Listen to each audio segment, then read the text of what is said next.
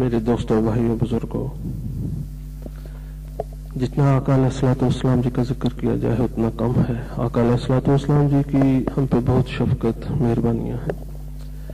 اب ہم انشاءاللہ اس اجلاس کی باقاعدگی سے آغاز کرتے ہیں اور باقاعدہ بلکہ ہو چکا ہے۔ میں ساتھیوں سے یہ کہنا چاہتا ہوں، اپنے دوستوں سے، بھائیوں سے، بہنوں سے،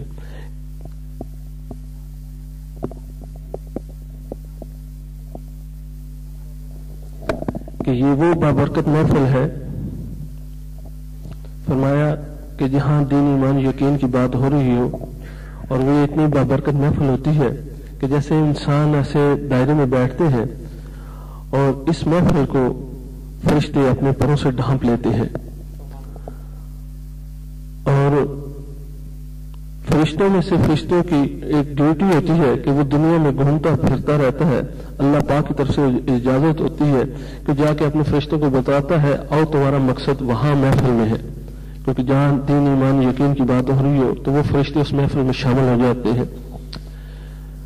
اور جب یہ دین کی محفل برخاست ہوتی ہے، ختم ہوتی ہے، تو فرشتے واپس جب جاتے ہیں تو اللہ پاک سب کچھ جانتے بوجھتے ہوئے پوچھتے ہیں اے میرے فرشتوں کہاں سے آئے؟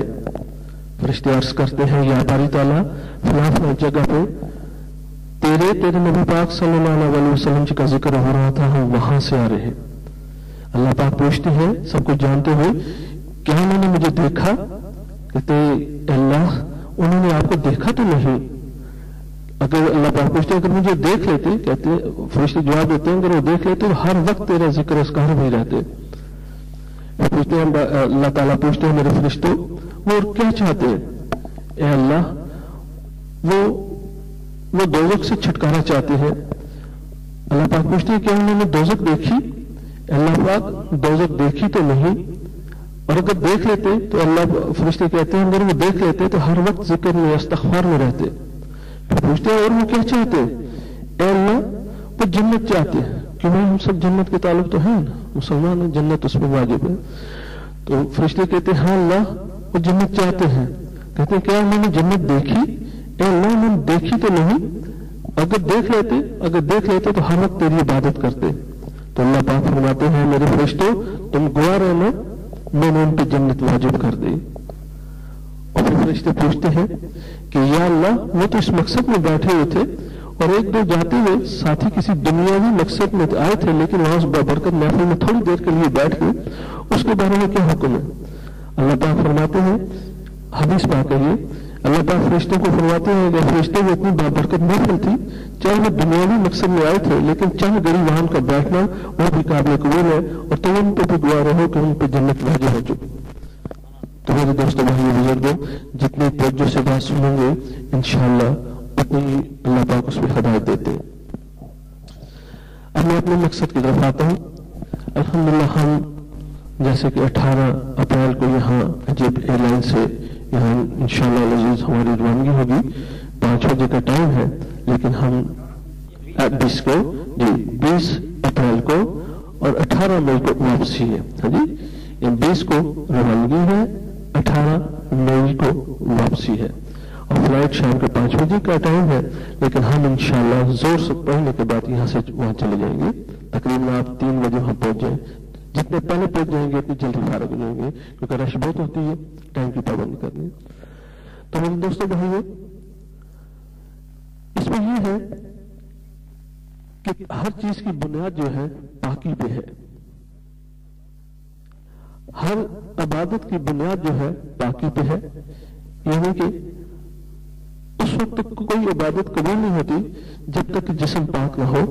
اگر جسم پاک ہے تو وضو کا پتہ ہونا چاہیے، اس لیے میں بنیادی باتیں کروں گا کہ ہمیں پتہ ہونا چاہیے کہ ہمارا وضو کیسے ہے اور ہمارا غسل کیسے، کیونکہ اکثر دیکھا گیا ہے کہ ہم سب کچھ کرتے ہیں جہاں تک عبادت ہو سکتی ہے، لیکن ہمیں بنیادی چیزوں کا پتہ نہیں ہوتا، اور جب تک جس چیز کی بنیاد پکی ہوگی، مضبوط ہوگی، اس کو کہتے ہیں اتنی خوبصورت اتنی لمبی دیر کے لیے عمارت بھی قائم رہتی ہے۔ تو سب سے پہلے میں عرض کروں گا अगर हमारा जिस्म पाक नहीं, अगर गुस्ल फर्ज है तो गुस्ल कर लीजिए। और गुस्ल के 3 फर्ज हैं। सबसे पहले जब मैं फर्ज गुस्ल की बात कर रहा हूं, एक तो रोजाना आदमी नहाता है वो नहीं, जब एक गुस्ल फर्ज हो जाता है उसके 3 फर्ज है। सबसे पहले कुर्ली करना, फिर नाक में पानी डालना, फिर तमाम बदन पे पानी डालना कि एक बाल भी सूखा न रहे।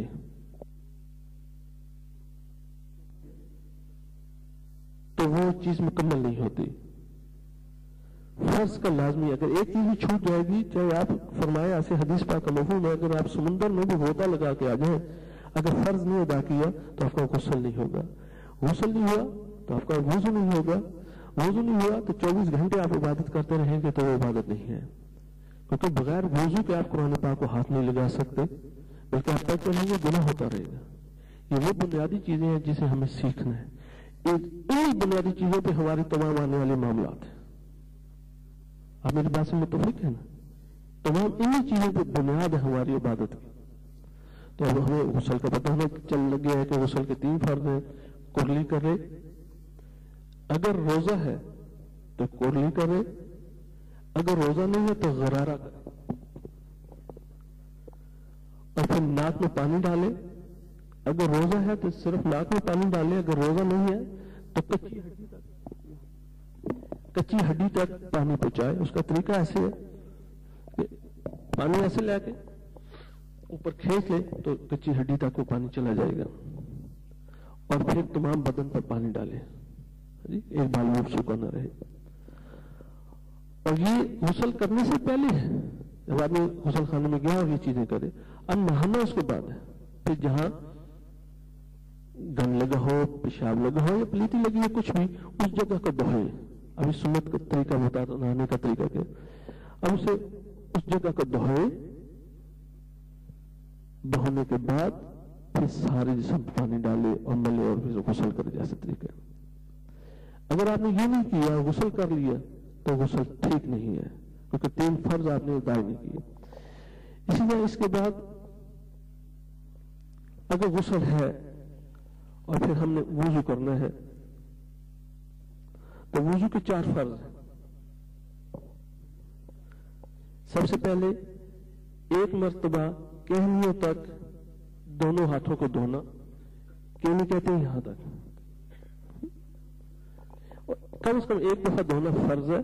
उससे ज्यादा जितने धोएंगे, 3 दफा, 5 दफा, 7 दफा, सुन्नत है। अगर 1 दफा भी आपने धो लिया तो ठीक है। और फिर 1 मर्तबा मुंह का धोना, यहां पेशानी से लेकर नीचे यहां तक, और यहां कान के एक लू से लेकर कान की दूसरी लू तक कम से कम 1 दफा धोना, ये फर्ज है। और फिर 1 मर्तबा सर, चौथाई सर का मस्सा करना। चौथाई सर कहते हैं ये पूरा सारा इसका चौथा हिस्सा। अगर ऐसे पानी लगा के जलती है, अगर आप ऐसे भी कर देते तो आपका फर्ज अदा हो गया, वुजू हो जाएगा। वैसे तरीका सुन्नत तो वो है, लेकिन फर्ज की मैं बात कर रहा हूं। फिर 1 दफा, कम से कम 1 दफा टखनों तक पांव को धोना। टखनों जिसे हम पंजाबी में ये गिट्टे या क्या कहते हैं, यहां तक। ये बुनियादी चीजें हैं। जब तक हमारा गुस्ल ठीक नहीं होगा, वुजू ठीक नहीं होगा, हमारी कोई इबादत है उसमें फर्क रह जाएगा। तो मेरे दोस्तों भाइयों, ये सीखना है, अभी वक्त है, जाने में हमें कुछ दिन है, ये सीखना है। अगर इंशाअल्लाह इन चीजों को सीख लेंगे तो अल्लाह पाक आगे बरकत डालेंगे।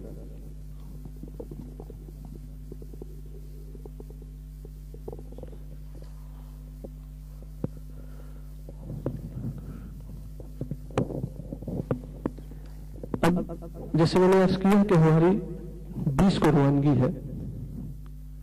जब हम घर से निकलेंगे तो हमने घर से रवाना होने से पहले 2 रकात नमाज नफल पढ़नी है। 2 रकात नमाज नफल पढ़नी है, और उसके बाद कुछ सदका खैरात कर दें तो बेहतर है, क्योंकि यहां आदमी कर नहीं सकता, لیکن مساجد میں آدمی ٹال سکتا ہے کیونکہ کئی صفائی کام ہوتے ہیں جی اپنی جتنے بھی ہو سکے. اور پھر جب گھر سے نکلیں گے تو دعا پڑھ لینی ہے جی. اور اس کی دعا کچھ حصہ ہے کیسے روانہ ہے تو ایک وقت کی دعا ہے بسم اللہ آمنت باللہ توکلت علی اللہ لا حول ولا قوت الا باللہ. یہ ہر مسلمان کو آنی چاہیے. یہ ویسے بھی جب بھی آدمی گھر سے نکلے یہ دعا پڑھ لے.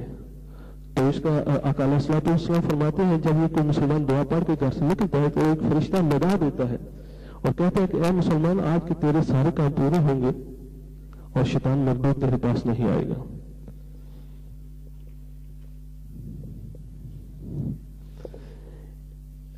اب جب ہم انشاءاللہ یہ کر کے نکلیں گے اور ہمیں پتہ ہونا چاہیے کہ ہم نے حج کون سا کرنا ہے. حج کی 3 قسمیں ہیں لیکن میں مختصر کروں گا کیونکہ میں اپنے مقصد کی ہم بات کریں گے کہ ہمارا جو حج تمتع ہے حج تمتع کی ہم نے نیت کرنی ہے. یہاں سے جب ہم جہاز میں بیٹھ جائیں گے تو قاہرہ میں اتریں گے. قاہرہ میں اتریں گے وہاں ہم نے احرام باندھنا ہے. احرام باندھنے سے پہلے غسل کیا جائے.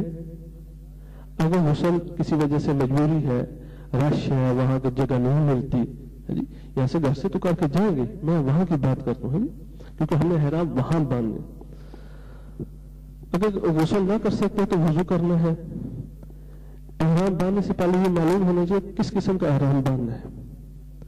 اب ہم جیسے میں نے پہلے عرض کیا کہ ہماری نیت ہوگی تمتع کی. تمتع کا مطلب ہوتا ہے آگے بھی بات آئے گی لیکن میں تھوڑی بتاؤں. تمتع کا ہوتا ہے کہ پہلے ہم نے عمرہ کرنا ہے اور اس کے بعد ہم نے اپنے کپڑوں میں آ جانا ہے اور پھر حج کا احرام دوبارہ بننا ہے. اس تمتع کا ہے. باقی تو 3 قسم کے ہیں. افراد ہے افراد حج قران ہے ان کی مختلف قسمیں کیونکہ میں وہ بات کروں جو ہمارے ساتھ ہے جی.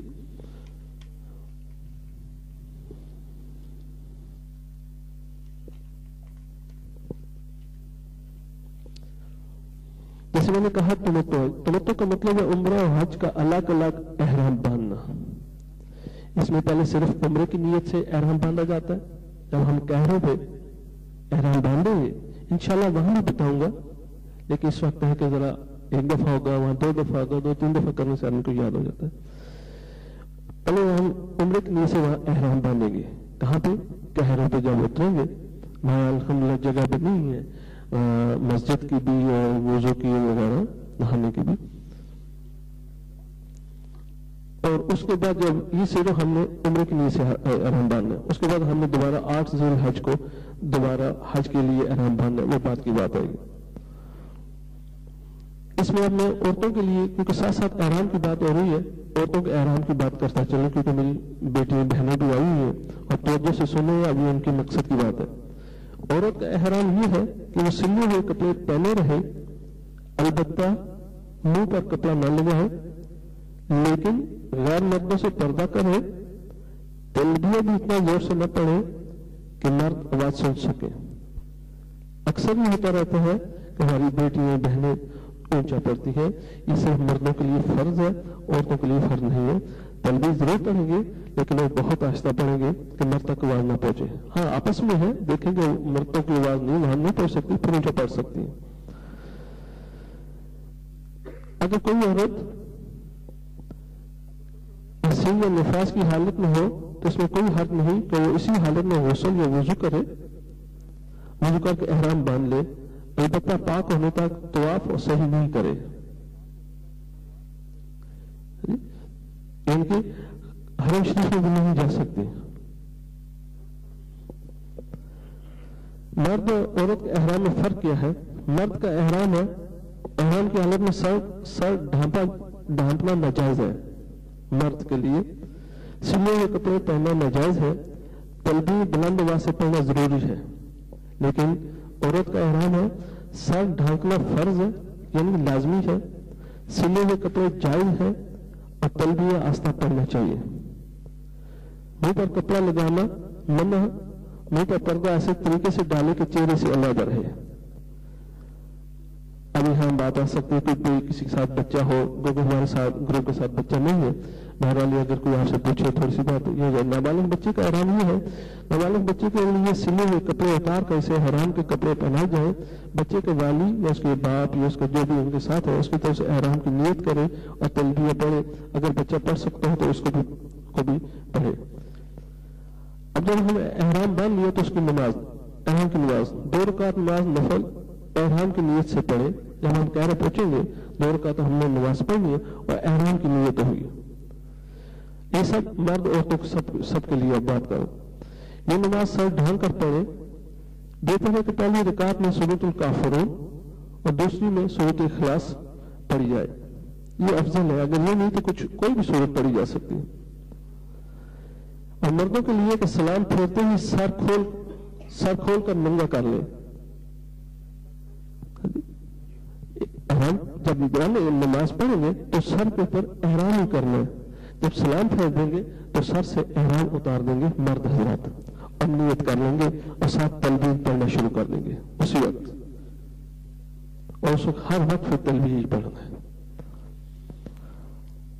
احرام میں 2 فرض ہیں، نیت کرنا، ذہن یاد رکھیں جو فرض چھوٹ گیا اس میں دم دینا پڑتا ہے، نیت کرنا اور احرام باندھنے کے بعد تلبیہ پڑھنا، یا کوئی ایسا لفظ زبان سے کرنا جس سے اللہ کی عظمت اور بڑائی کا بیان ہو، مثلا کس کو تلبیہ نہیں یاد رہتی اور سبحان اللہ الحمدللہ اللہ اکبر کو اللہ کی بڑائی بیان کرتا رہے، لیکن بہتر ہے کہ ہم یاد کر لیں، کوئی مشکل بھی نہیں ہے۔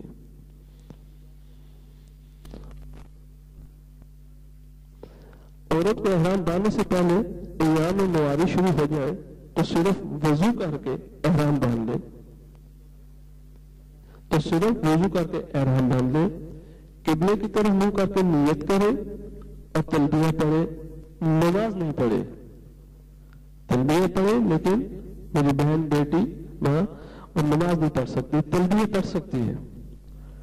عورت پاک ہونے کے بعد حرم میں داخل ہو، یعنی جب تک پاک نہیں ہو حرم شریف میں نہیں جا سکتی، وہ جو بھی جگہ ہوگی ہمارا گھر وہاں بیٹھے، وہاں ذکر اذکار کرتے رہے، لیکن عورت پاک ہونے کے بعد حرم میں داخل ہو اور طواف صحیح کرے پاک ہونے کے بعد۔ اسی حالت میں اگر احرام خراب ہو گیا تو غسل کر کے احرام بدل لے، وہ بات آپ کی کلیئر ہوئی نا، احرام بدل سکتے ہیں، کیونکہ بھائی بتا رہا تھا کہ احرام بدل ہی نہیں سکتے، بدل سکتے ہیں۔ ہمیں اس طرف آ رہا ہے کہ کیا چیزیں اس میں ممنوع ہیں جو نہیں کرنی احرام کی حالت میں۔ احرام کی حالت میں خوشبو کا استعمال کرنا منع ہے، مرد کو سلا ہوا کپڑا پہننا منع ہے، سر اور چہرہ ڈھانکنا، بال منڈوانا یا کسی دوسرے طریقے سے دور کرنا یا ناخن کاٹنا اور خشکی کے جانور کا شکار کرنا یا جو وغیرہ یا کوئی چھوٹا موٹا کیا اسے مارنا یہ منع ہے۔ حتیٰ کہ گھاس کو بھی وہاں سے نہیں توڑ سکتے، کسی پتے کو بھی نہیں توڑ سکتے، اگر یہ بات کریں گے تو دم پڑ جائے گا۔ احرام کی حالت میں بہت مطاعت رہنے کی ضرورت ہے۔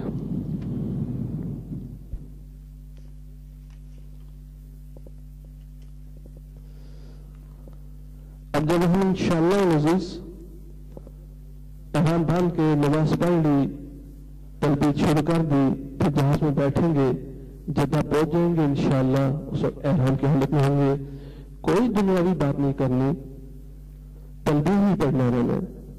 اور جب ہم مکہ شریف پہنچیں گے انشاءاللہ ساتھ نمازیں بھی جو ٹائم ہوتا ہوگا اس کے ساتھ، پھر جدہ سے ہم انشاءاللہ بس کے ذریعے مکہ شریف جائیں گے،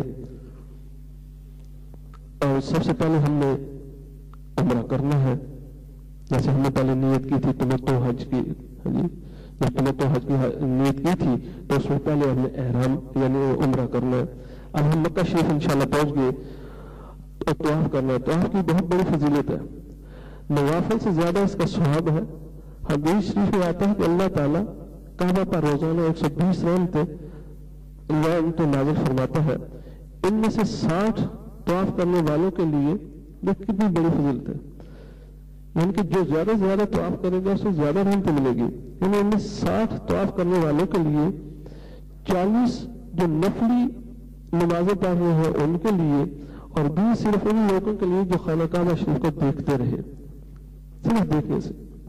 اور جو شخص طواف بھی کرے، نماز بھی پڑھے اور خانہ کعبہ کو بھی دیکھتا رہے تو وہ کل رحمتوں کا مستحق ہوگا. بس میرے دوست بھائی وہاں کیا کرتے ہیں، عمرہ کر لیا، اگلے دن پھر عمرے پہ، پھر عمرہ، پھر عمرے پہ، پھر عمرہ. الحمدللہ بہت اچھی بات ہے، لیکن وہ یہ نہیں سوچتے کہ ہم عمرہ کرنے کے لیے میقات میں جائیں گے، پھر احرام باندھیں گے تو کچھ آتے بھی گھنٹہ 2 گھنٹے لگ جائیں گے تو ہم 140 رحمت 120 رحمتوں سے محروم رہے. جبکہ تو آپ ختم کر لیا، جب دیکھیں وہیں پہ رہیں تو آپ پھر کریں، کیونکہ وہاں اندر رہیں گے تو 120 رحمتیں ہر وقت آپ پہ نازل ہیں. تو حرم شریف سے باہر گئے تو ان رحمتوں سے آپ محروم رہ گئے. بہرحال مکہ شریف میں قیام کے دوران جس قدر ممکن ہو طواف کیے جائے. طواف ایک ایسی عبادت ہے جو یہاں کے علاوہ کسی دوسری جگہ نہیں ہو سکتی. نماز ہر جگہ پڑھ سکتے ہیں، لیکن طواف سوائے خانہ کعبہ شریف کے اندر اور کسی جگہ بھی نہیں کر سکتے.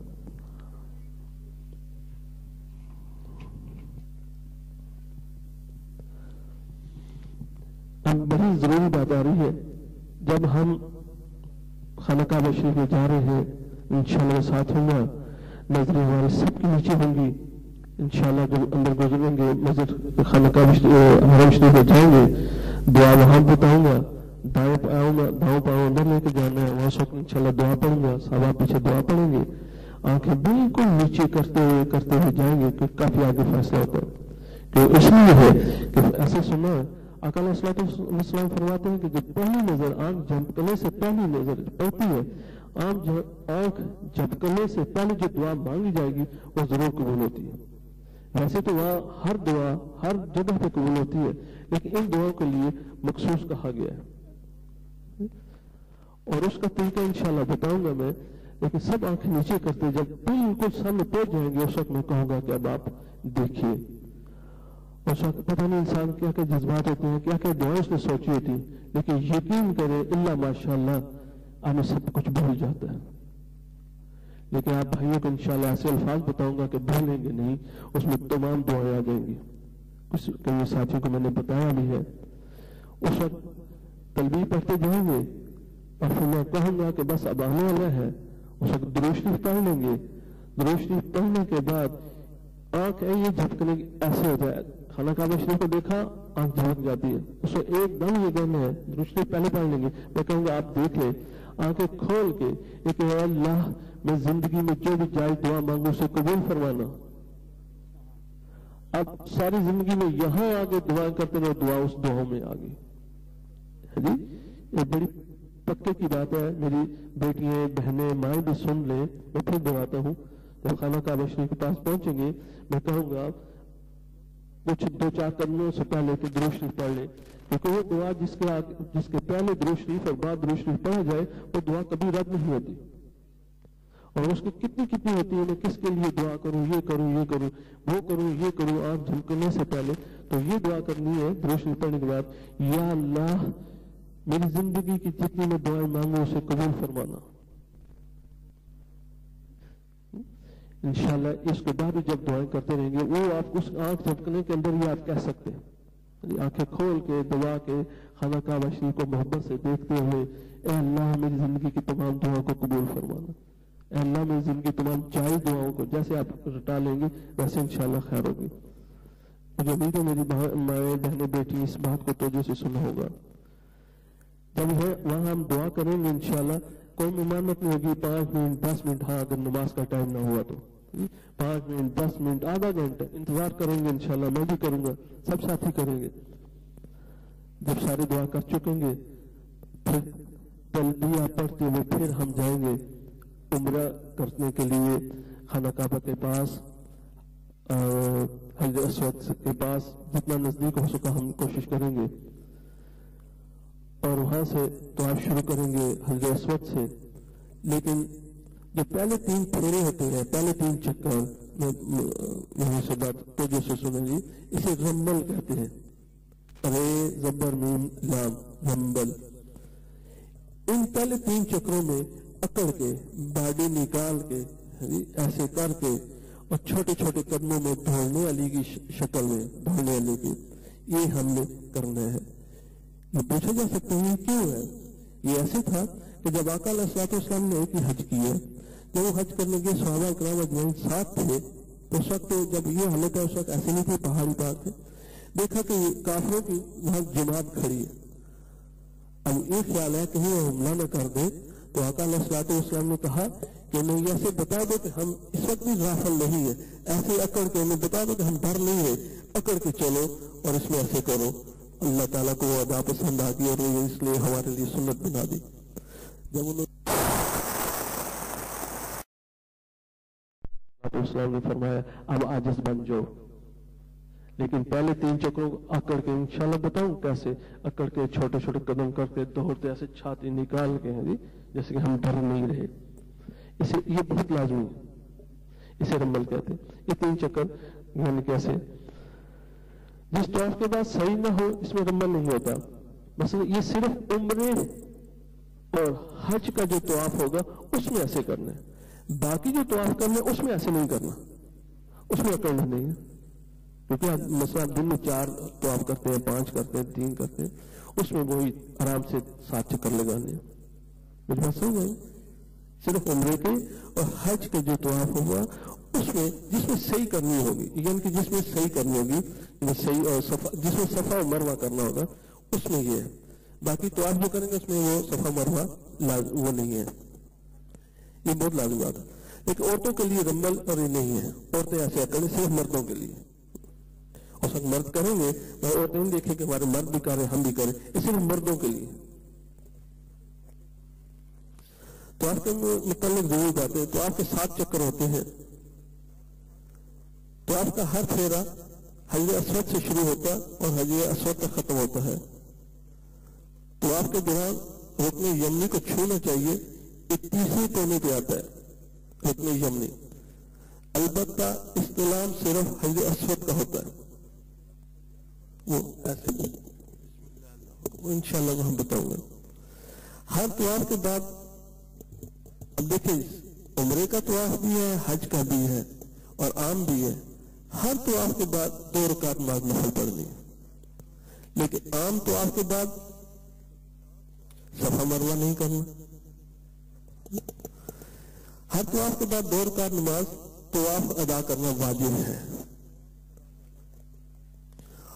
اگر یہ طواف آپ کر رہے ہیں اثر کے بعد، اثر میں مثلا آپ کا وقت آ گیا اثر کا ہے، آپ طواف کر رہے ہیں تو 2 نفل لازمی پڑھنے ہیں. لیکن اثر کے بعد کوئی سجدہ جائز نہیں ہے، جو اکثر لوگ ہمارے بھائی وہاں غلط کر جاتے. بتانے کے باوجود بھی وہ جب پوچھنا ہوا ہاں جی ہم نے تو پڑھ لی، خدا کے بندے نہیں پڑھنے. یعنی کہ اثر کے بعد کوئی سجدہ بھی جائز نہیں ہے، حتیٰ کہ تلاوت قرآن پاک، تلاوت سجدہ بھی نہیں ہے. قرآن پاک میں جو پڑھتے ہیں تلاوت سجدہ ہے وہاں اس میں. تو اثر کے بعد اگر آ جائے تو اثر کے بعد آپ طواف کر سکتے ہیں. اور جب مغرب آئے گی نماز، مغرب نماز پڑھنے کے بعد اس کے بعد یہ 2 رکعت نماز نفل پڑھیں گے اور اس کے بعد مغرب کی سنتے اور نفل پڑھیں گے. پہلے مغرب کے 3 فرض پڑھیں گے، اس کے بعد یہ 2 نفل پڑھیں گے، پھر بعد میں مغرب کی 2 سنتے اور 2 نفل پڑھیں گے. یہ مسئلے کی بات ہے میں بتا رہا ہوں. اور وہاں آپ پوچھ سکتے ہیں، یہ نہیں بات ہے کہ ہو سکتا ساری باتیں یاد نہیں رہیں گی، لیکن کوئی نہ کوئی کسی بھائی کے بات آئے گی ذہن، اس وقت آپ پوچھ سکتے ہیں انشاءاللہ. طواف کی نیت،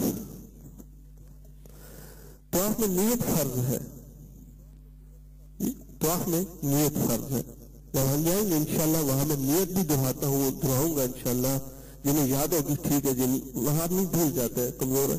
نیت بھی انشاءاللہ اونچا پڑھوں گا اور اس کے پیچھے انشاءاللہ لذیذ. اور اس کے اردو میں کچھ ترجمہ ایسا ہے: اے اللہ، میں آپ کے حرمت والے گھر کے طواف کے 7 چکروں کی چکر آپ کی رضا کے لیے لگاتا ہوں، بس اس کو میرے لیے احسان کر دے، قبول کر لے. پھر میں دہراتا ہوں: اے اللہ، میں آپ کے اس حرمت والے گھر کے طواف کے 7 چکر آپ کی رضا کے لیے لگاتا ہوں، بس اس کو میرے لیے احسان کر دے اور قبول فرما لے. جب یہ نیت کر لیں گے، نیت کرنے کے بعد حجر اسود کے ایک بار مقابل آ کر کھڑے ہوں گے اور دونوں ہاتھ اٹھاتے ہوئے یہ تقریر کریں گے، بسم اللہ اللہ اکبر وللہ الحمد. ایسے کانوں سے حلق اسود کی طرف کر کے ایسے بسم اللہ اللہ اکبر وللہ الحمد ایسے چومیں گے. اسے استلام کہتے ہیں. یہ کیونکہ رش اتنی تھی، یہ چومنا ہے اسے حلق اسود کو، کیونکہ اتنی لاکھوں کے ساتھ اس کے پاس کون جاتا ہے، وہ یہ آپ سمجھے کہ یہ چوم لیا آپ نے. انشاءاللہ وہاں بتاؤں گا کئی دفعہ. یعنی کہ یہ لازمی یاد کرنا. بسم اللہ بہت آسان ہے. بسم اللہ سب کہیں بسم اللہ اللہ اکبر وللہ الحمد. یہ لازمی چھوٹی چھوٹی باتیں نظر آتے لیکن یاد ہونی چاہیے. بسم اللہ بہت آسان سب کو آتے ہیں. اللہ اکبر وللہ الحمد. ایک دفعہ سب دہائیں. ماشاءاللہ. دعا کی مختصر دعائیں. اب بعد میرے ساتھیوں نے کہا کہ ہم 7 چکر 7 دعائیں یاد کرتے ہیں، کتاب آپ رکھیں گے. اپنی اپنی مرضی ہے، ٹھیک ہے، لیکن میں جب انسان ایک چکر لگائے گا، کتاب ہاتھ میں رکھے گا، اس کا دھیان تو سب اس دعا میں ہوگا، کتاب میں ہوگا. مثلا میں یہ پڑھ رہا ہوں تو میں یہ کوشش کروں گا زیر زبر غلط نہ ہو، لیکن میرا اللہ سے رابطہ تو ہو نہ رہا، وہ تو نہیں رہا. اس میں یہ ہے کہ طواف کے لیے آپ تیسرا کلمہ یاد کر لیں. تو یہ نہیں ہوگا سبحان اللہ، توحید اللہ کی سب تعریف اللہ کے لیے، یہ نہیں ہوگا. اب ساری اگر دو سے پڑھ کے تو نہیں یاد ہوگا. وہ یعنی کہ وہ چیز نہیں ہوگی. لیکن یہ صرف آپ کو تیسرا کلمہ یاد ہو جائے، سبحان اللہ والحمد للہ ولا الہ الا اللہ واللہ اکبر ولا حول ولا قوت الا باللہ العلی العظیم. یہ ہر مسلمان کو آتا ہے، آنا چاہیے. نہیں آتا تو یاد کر لیں. یہ بہت لازمی. الحمدللہ ہمارے گروپ کے ساتھ اکثر خاون یعنی کہ محرم جا رہے ہیں تو یہ آپس میں ایک دوسرے کو سنا سکتے ہیں، یاد کر سکتے ہیں. تیسرا کلمہ ہم جگہ سے آئے ایک دفعہ سب مل کر پڑھ لیں. سبحان اللہ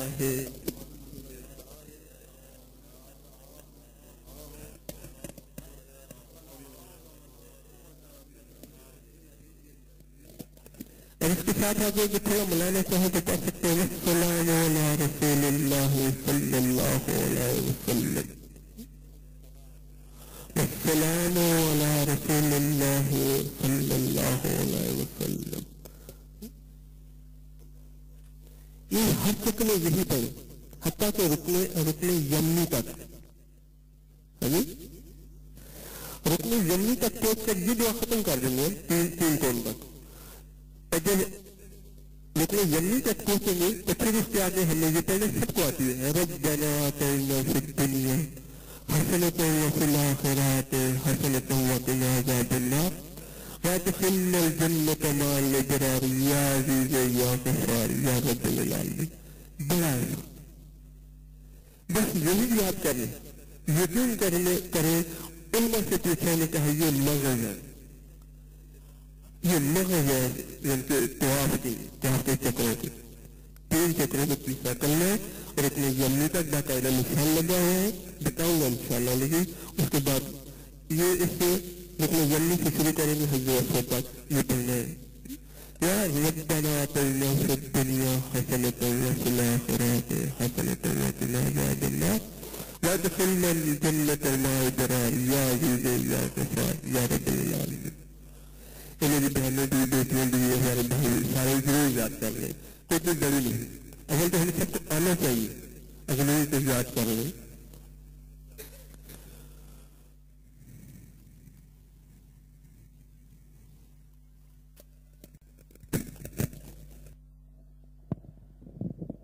جب انشاءاللہ ہمارے 7 چکر پورے ہو جائیں گے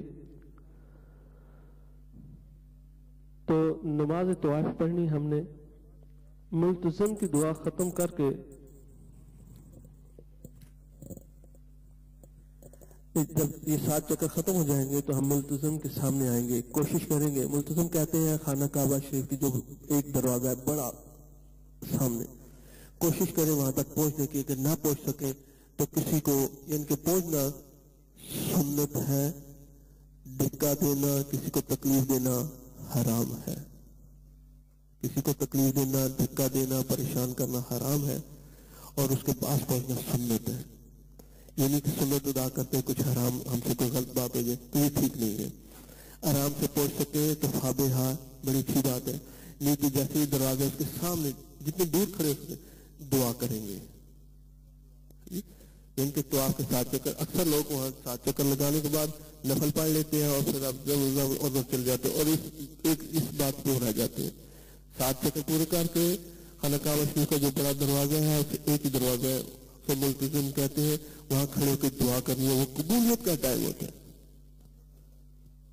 وہاں دعا اچھی طرح جیسے بھی جو بھی کرے مانگے, اپنے لیے, ماں باپ کے لیے, اور سب مسلمانوں کے لیے, حتیٰ کہ پاکستان کے لیے ضرور مانگے. جب یہ دعا کر چکے تو پھر ہم نے نماز طواف کی پڑھنی ہے. وہ کہا مقام ابراہیم پر. مقام ابراہیم اگر وہاں جگہ مل جائے, یہ تو خانہ کا حرم شریف میں جہاں بھی جگہ مل جائے وہاں بھی ٹھیک ہے, لیکن کوشش کرے وہاں مقام ابراہیم پر 2 رکعت نماز طواف واجب ادا کرے. اور اس میں سورۃ الکافرون اور قل هو اللہ یہ 2 سورتیں پڑھے تو افضل ہے, لیکن جو بھی آتی ہے وہ بھی ٹھیک ہے.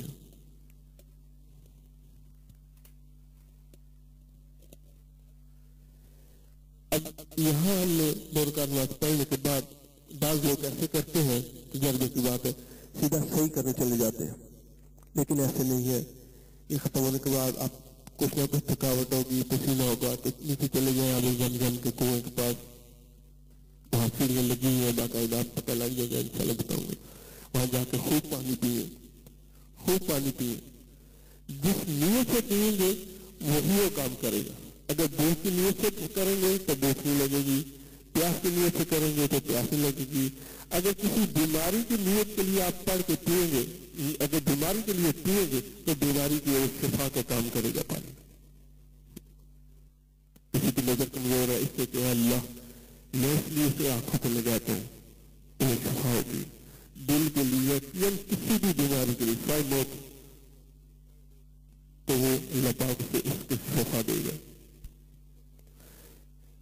تو نماز طواف سے ملتزم سے فارغ ہو کر آگے زمزم پیئے. زمزم خوب پیٹ بھر کر پینا چاہیے. زمزم پی کر کعبہ کی طرف کعبہ شریف پر منہ کر کے یہ دعا پڑھے, اللہم انی اسألک علما نافعا ورزقا وسعا وشفاء من کل داء. ایک سے یاد آتی ہے, نہیں آتا کہ پڑھ لے تبھی ٹھیک ہے, اگر اپنی زبان میں کوئی دعا کرے تو وہ بھی ٹھیک ہے. پھر اب ہم نے اخیلا مرلہ رہ جاتا ہے, صفا مروہ. یہ 2 پہاڑیاں, ان کا نام ہے صفا اور مروہ. اب تو صرف نشان رہ چکے ہیں, کسی ایک پہاڑیاں تھے. ان کی صحیح کر رہے, صحیح کہتے ہیں ان کے اندر دھوڑنا. صفا پہاڑی کی طرف جاتے ہیں ہم, صفا پہاڑی کی طرف جائیں گے اور یہ دعا پڑھیں گے. اس کا ترجمہ ہے پھر وہاں انشاءاللہ بتاؤں گا. یہ میں ایک دفعہ دہراتا ہوں. ترجمہ ہے جس سے اللہ نے ابتدا فرمائی میں بھی اسی سے شروع کرتا ہوں. بے شک صفا مروہ اللہ کی نشانیوں میں سے ہے. صفا تک پہنچ کر بیت اللہ شریف کی طرف منہ کر کے دونوں ہاتھ اٹھائیے.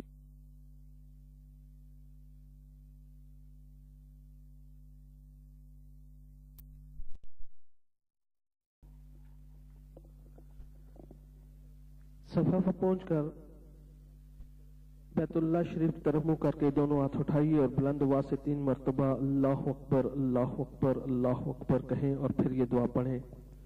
لا الہ الا اللہ وحدہ لا شریک لہ لہ الملک ولہ الحمد وہو علی کل شیء قدیر.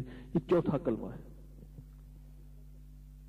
تیسرا کلمہ طواف کا ہے, یہ 4تھا کلمہ ہے جو صحیح کا صفا مروہ کا.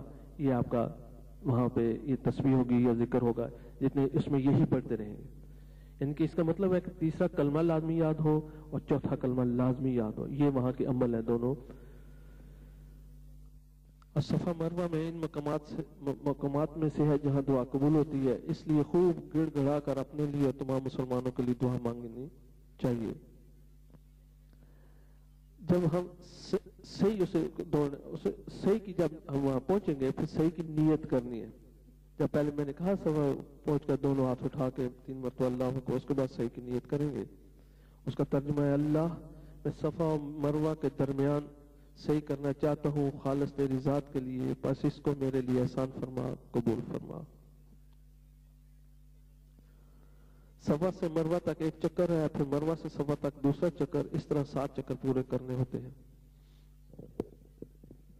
और दरमियान में एक सबस जगह निशान लगे होंगे, उनके दरमियान दौड़ कर चलना होता है। इंशाल्लाह मैं ये साथ साथ वहां पे बताऊंगा।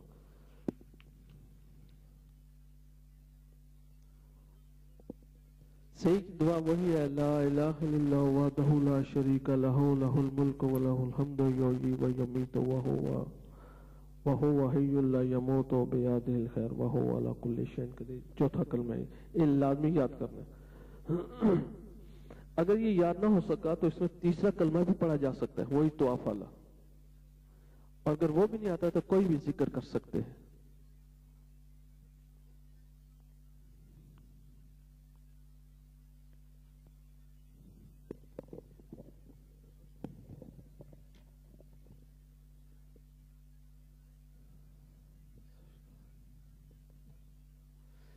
अब सही हमने कर ली, उम्रा हमारा हो गया।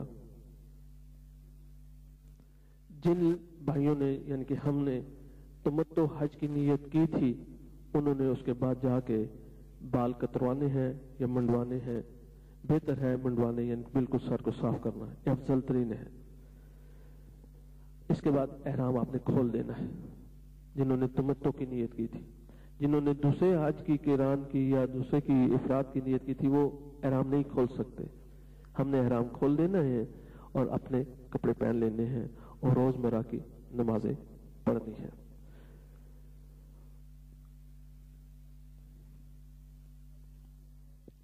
अब ये हमारा वहां पे ये अमल खत्म हो जाएगा।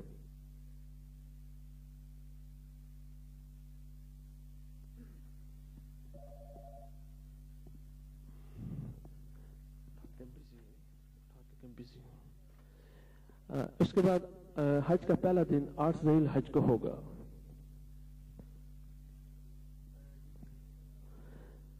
मक्का से मन्हा को रवानगी।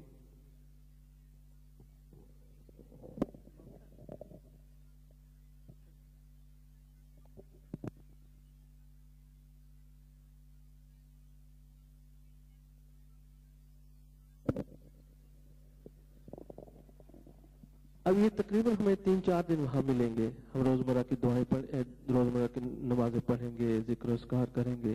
तो अपने भाइयों से, बहनों से, बेटियों से कहूंगा कि जो टाइम हमें मिलेगा उसमें हमने दुनियावी बातें बहुत कम करें। अवल तो करें नहीं, लेकिन बहुत कम करें। बर्दाश्त इतनी हो कि अपने से अफजल दूसरे को समझेंगे। किसी के साथ गुस्सा नहीं करना, इज्जत करनी है प्यार मोहब्बत से। क्योंकि जब आदमी यहाँ अल्लाह के रास्ते में जाता है तो अल्लाह की एक रहमान की जमात भी इंसान के साथ जाती है। तो उसके साथ शैतान ये करता है कि वो अपनी शैतान की जमात भी साथ भेजता है। कहते हैं इन्हें कदम कदम पे लड़ाओ, झगड़ाओ, इनमें इख्तलाफात पैदा करो। तो हमने जब इंशाअल्लाह अज़ीज़ सब्र कर लेंगे तो इंशाअल्लाह अल्लाह की रहमत हमारे साथ होगी।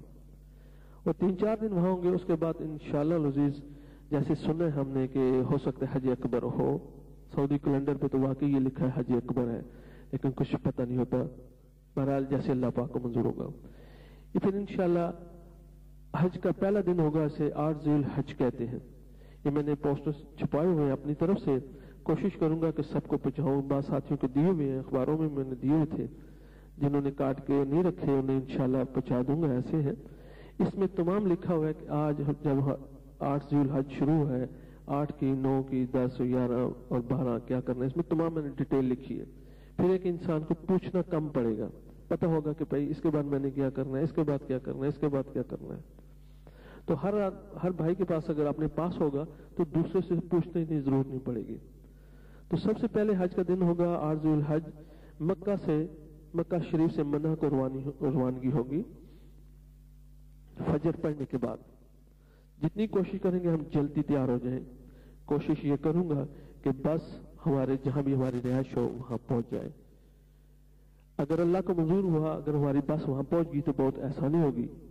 یقین کریں اللہ پاک اس وقت مدد فرماتے ہیں, اللہ پاک ہر کی مدد فرماتے ہیں, لیکن اس وقت زیادہ فرماتے ہیں جب سب کے خیالات ذہن ایک ہو, سب ایک قربانی والے ساتھی ہوں, سب کی دعائیں ایک ساتھ کی ہو, بغض نہیں ہو, اللہ پاک مہربانی فرمائیں گے. اگر بس ہمیں مل گئی, ہماری بس وہاں آ گئی تو بہتر, نہیں تو ہم محلم کی بسیں ہوتی ہیں وہاں چلے جائیں گے, اور پھر ہم نے ظہر وہاں پڑھنی ہے منہ میں. اور یہ جو پہلا دن بہت سخت, یہی ایک امتحان کا دن ہوگا, ہمارا پہلا حج کا پہلا دن ہوگا, 8 ذی الحج کہتے ہیں. یہ ہم نے زور وہاں پڑھنی ہے, پھر عصر نماز پڑھنی ہے, پھر مغرب پڑھنی ہے اور عشاء پڑھنی ہے, رات وہیں منہ میں قیام کرنا ہے. یہ صرف نیچے ایک دری ہوتی ہے, وہاں اوپر ٹینٹ ہوتا ہے اور اوپر اللہ کا سورج ہوتا ہے, یعنی کہ ہر طرف سے بند ہوتا ہے وہ, بس ایک امتحان ہوتا ہے. کیونکہ جب ایسے گرمی لگے گی تو اس قیامت کی گرمی کا جب ہم تصور کریں گے تو پھر ہمیں وہ بھی ٹھنڈی لگے گی. اگر ہم دنیا کی ضرورتوں کو دیکھیں گے وہ بھی ہمیں بہت گرم لگے گی. اس میں ہم نے بہت صبر کرنا ہے, جو جگہ آ جائے وہیں بیٹھ جانا ہے, لیٹ جانا, وہیں ہم نے لیٹنا, وہیں سب. رات منہ میں ہم نے قیام کرنے. دوسرے دن 9 ذی الحج ہوگا, فجر کی نماز ہم نے منہ میں ادا کر کے عرفات کو روانگی ہونی ہے, اور یہ اس سے بھی بڑا سخت دن ہے, اور یہی حج کا دن ہے. یہ وہ دن ہے جو ہم نے 40 سال 45 سال یا 50 سال یا 60 سال جو گناہ کیے ہوئے ہیں, اللہ پاک اگر اس دن میں ہم وہاں جائیں گے تو اللہ پاک تھوڑی سی تکلیف کے بدلے ہمارے 40 50 یا 35 جس کی عمر جتنی ہے اللہ پاک معاف فرمائیں گے, اس لیے کہ ہم وہاں صبر کریں گے. یہ بہت بڑا صبر کا دن ہوگا. ہماری بیٹیوں بہنوں سے بھی میں درخواست کروں گا اس وقت اتنا صبر کر دے. اگر کچھ نہ یاد رہے تو بی بی فاطمہ جنت الخاتون کو ضرور یاد کر لیں کہ وہ بھی تو ہماری ماں تھی. عائشہ صدیقہ کو یاد کریں گے, انشاءاللہ ہمیں پھر تکلیف نہیں ہوگی. ان سے زیادہ تکلیفیں تو ہم نے دیکھی بھی نہیں, سنی تک بھی نہیں, جو تکلیفیں انہوں نے برداشت کی.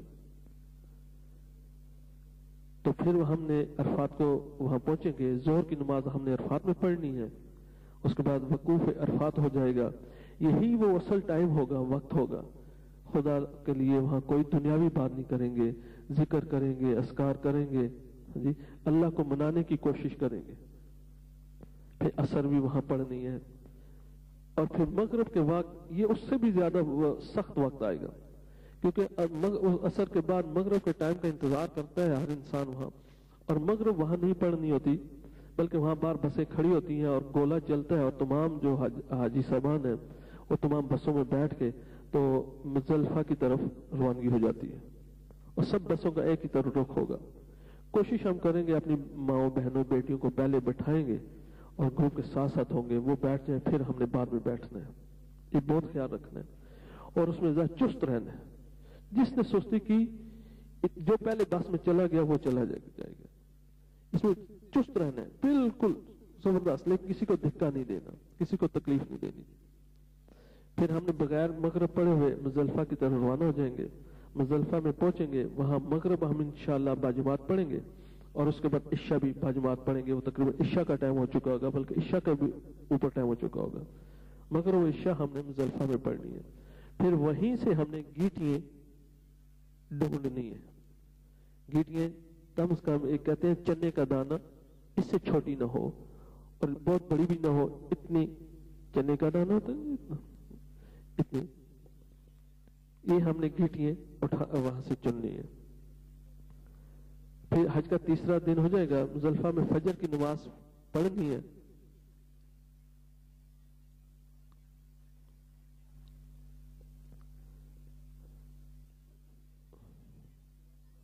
مزدلفہ فجر کی نماز کے بعد پھر ہم نے منہ کو روانہ ہوں گے. سب سے پہلے وہاں پھر تھوڑی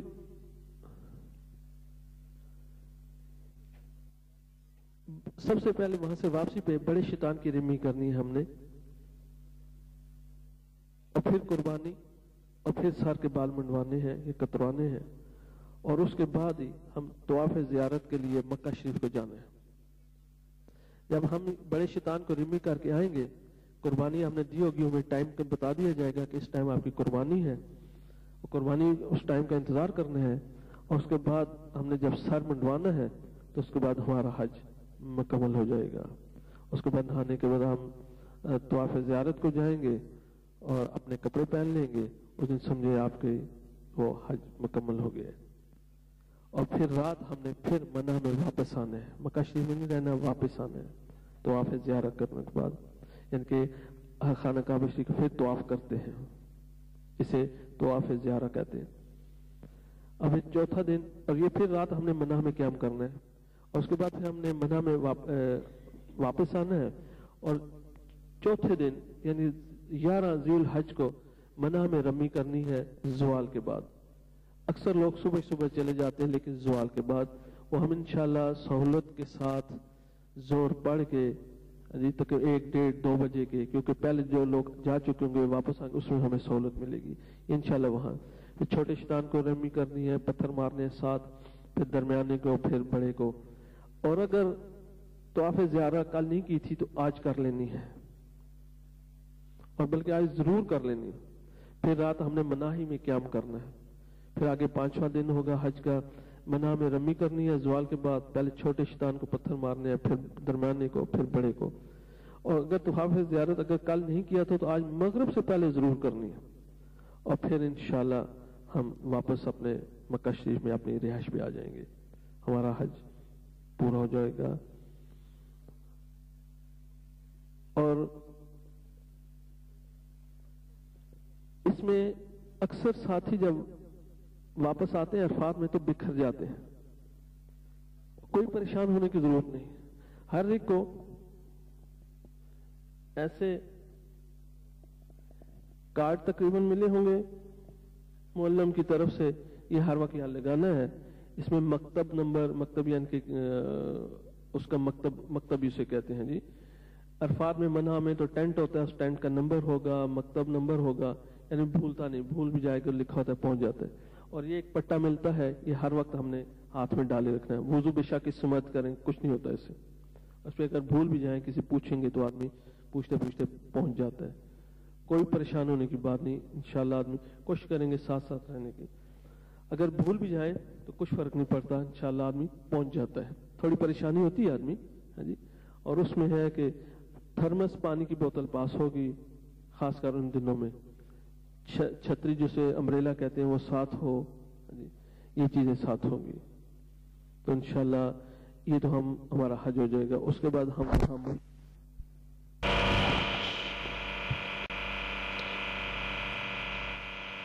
اس کے بعد انشاءاللہ ہمارا حج مکمل ہو جائے گا، اور ہم بعد میں مشورہ کریں گے، مشورہ کرنے کے بعد انشاءاللہ العزیز ہم مدینہ شریف کے لیے روانہ ہو جائیں گے۔ اسی کے ساتھ ہمارے حج کے آج کے پروگرام ختم ہوتے ہیں۔ خدا حافظ۔